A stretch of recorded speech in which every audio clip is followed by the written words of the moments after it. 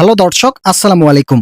12টি গ্রেডে নবম pay scale, gazette প্রকাশ ও সর্বনিম্ন স্যালারি 23,000 টাকা। অর্থ উপদেষ্টা এই বিষয়ে যা বললেন, আজকের এই ভিডিওটিতে আমি এই বিষয়ে বিস্তারিত আলোচনা করতেছি।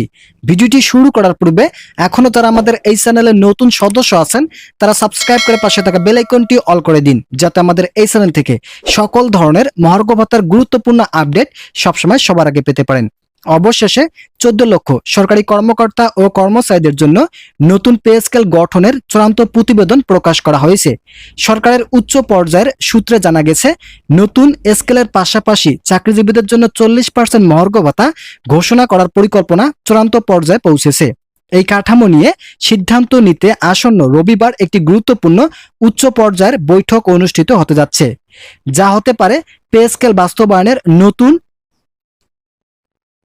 মোড় ঘোরানোর নতুন পদক্ষেপ। সরকারি চাকরিজীবীরা দীর্ঘদিন থেকে অবহেলায় বঞ্চিত থাকার পর অবশেষে তাদের জন্য নবম পে স্কেল চালু ও গ্রেড সংখ্যা কমিয়ে সর্বোচ্চ 12টি গ্রেড রাখার সিদ্ধান্ত নেওয়া হয়েছে।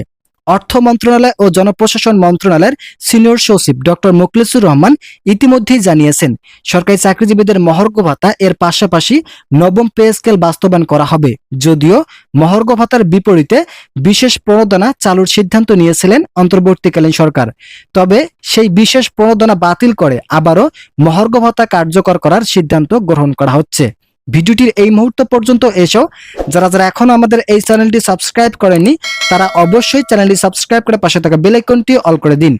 নবম পে স্কেল প্রদানের চূড়ান্ত প্রতিবেদন তৈরি করা হয়েছে বলে জানিয়েছেন বিভিন্ন ঊর্ধ্বতন কর্মকর্তা, তবে সেটা গেজেট আকারে প্রকাশ করা হবে খুব দ্রুত সময়ের মধ্যে। সরকারের উচ্চ পর্যায়ের বিভিন্ন সংশ্লিষ্ট ব্যক্তিরা বলেছেন, নবম পে স্কেল বাস্তবায়নের ফলে তৃতীয় ও চতুর্থ গ্রেডের কর্মচারীদের জীবনমান অনেক উন্নয়ন ঘটবে। যারা দীর্ঘদিন থেকে অবহেলায় ছিল তাদের জন্য নতুন করে বেতন বৃদ্ধি করার ফলে অর্থনৈতিক অবস্থার পরিবর্তন ঘটবে। আপনারা অবগত আছেন, বাংলাদেশে প্রায় 14 লক্ষ সরকারি চাকরিজীবী আছেন। এই চাকরিজীবীগুলোর মধ্যে সবচেয়ে বেশি সংখ্যক চাকরি প্রার্থী আছেন তৃতীয় ও চতুর্থ গ্রেডের। চতুর্থ গ্রেডের কর্মচারীরা যে বেতন পায় তা দিয়ে বর্তমান সময় চালানো অনেকটাই কঠিন হয়ে দাঁড়িয়েছে, যার ফলে বেসরকারি শিক্ষকদের সফলতা বাস্তবায়ন করা হচ্ছে। কর্মচারীদের দীর্ঘদিনের আকাঙ্ক্ষা ও প্রতীক্ষার অবসান অবশেষে বাস্তবায়ন করার সিদ্ধান্ত নিলেন প্রধান উপদেষ্টা ডক্টর ইউনূস। ডক্টর ইউনূস এই সিদ্ধান্তে সরকারি কর্মচারী ফেডারেশন থেকে স্বাগত জানানো হয়েছে। যেহেতু বিগত সরকার সরকারি চাকরিজীবীদের পে স্কেল চালু না করে কর্মচারীদের জীবনকে দুর্বিষহ করে ফেলছে, সেক্ষেত্রে এই নবম পে স্কেল সরকারি কর্মচারীদেরকে নতুন করে বাঁচাতে শেখাবে। ভিডিওটির এই মুহূর্ত পর্যন্ত এসেও আমি আপনাদের কাছে আবারও বিনীতভাবে অনুরোধ করতেছি, আপনারা অবশ্যই চ্যানেলটি সাবস্ক্রাইব করে পাশে থাকা বেল আইকনটি অল করে দিন।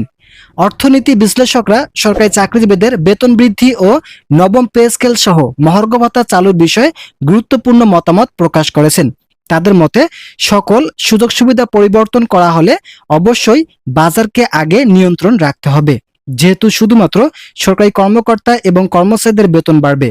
অপরপক্ষে যারা বেসরকারি চাকরিজীবী আছেন তাদের বেতন না বাড়ার ফলে হঠাৎ যদি মূল্যস্ফীতি বৃদ্ধি পায়, সেক্ষেত্রে বেসরকারি কর্মচারী এবং সাধারণ জনগণের উপর নেতিবাচক প্রভাব পড়বে। তাই অবশ্যই বাজার নিয়ন্ত্রণ করে নবম পে স্কেল বাস্তবায়ন করা জরুরি। বিভিন্ন উপদেষ্টারা অর্থনীতি বিশ্লেষকদের এই প্রস্তাব আমলে নিয়েছেন এবং তারা খুব দ্রুত সময়ের মধ্যে কার্যকর করার জন্য সিদ্ধান্ত নেবেন বলে জানানো হয়েছে। তাই আমরা আশাবাদী, নবম পে স্কেল চালু করার ফলে সাধারণ জনগণের জীবনে নেতিবাচক প্রভাব পড়বে না। তো ইতিমধ্যেই এই বিষয়ে একটি প্রতিবেদন প্রকাশিত হয়েছে। আজকের এই ভিডিওটিতে আমি এই প্রতিবেদনের সকল বিষয় নিয়ে বিস্তারিত আলোচনা করলাম। আশা করি ভিডিওটি থেকে অনেক উপকার পেয়েছেন। যদি উপকার পেয়ে থাকেন তাহলে অবশ্যই চ্যানেলটি সাবস্ক্রাইব করে পাশে থাকা বেল আইকনটি অল করে দিন।